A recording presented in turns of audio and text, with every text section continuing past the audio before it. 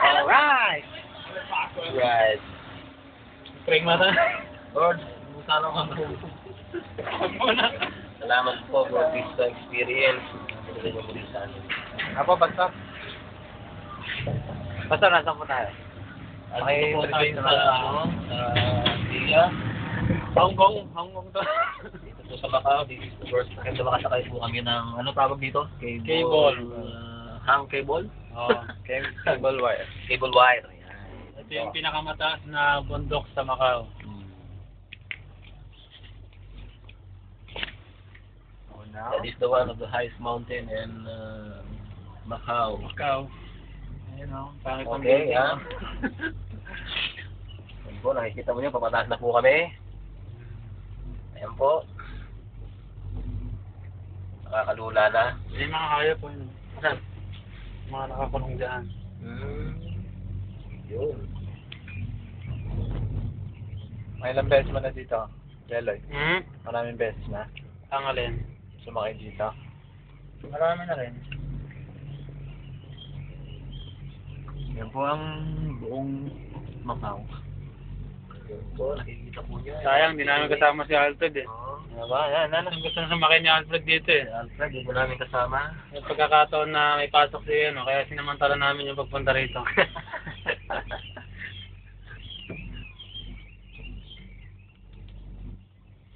Lapit lang pala. Kailang ano ba yan? Meron ng 1 kilometer? Wala po. Wala. This is very short ride. Hindi naman kami nainip. Ito na kami, malapit na kami dumating sa finish line. Finish line.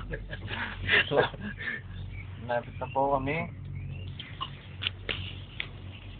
Yan po, malapit na po kami. Within 3 minutes, nandito na po kami. So, maikli lang po yung cable wire. Yes. Pero, magandang experience din po. Hindi nalaglag eh. po kami, oh. Nagwawala po, nagwawala. Ito po, bababa na kami. And here we are. Finish line. Bababa na kami. Saan tayo pupunta? Ito po yung ticket namin. Dos lang yan, ha? Ayan, dos lang po yan. lahat. Tatlo pa rin yan. Tatlo. Hindi, may pinunit lang. So, ito po. Kaya Loloy, inaabuso ang birthday. Si Pastor. Kami po ngayon ni Pastor ay tourist dito. Pasyal-pasyal kami. Po. Bakit pa rin po kami. Hindi namin nalaman kung saan kami distraction makakarating. So, maganda, mahangin. Buti na lang po, hindi ganong kalamig ha, kaya maganda-ganda rito. Kasi po, pag malamig, mag-chill po kami. Pakita po ang haring araw, kaya medyo nakakatulong para matulan yung aming pangangailangan sa init. Amen. Ayan. Lakad-lakad. Yan po ang tulay. Nakita namin ang tulay.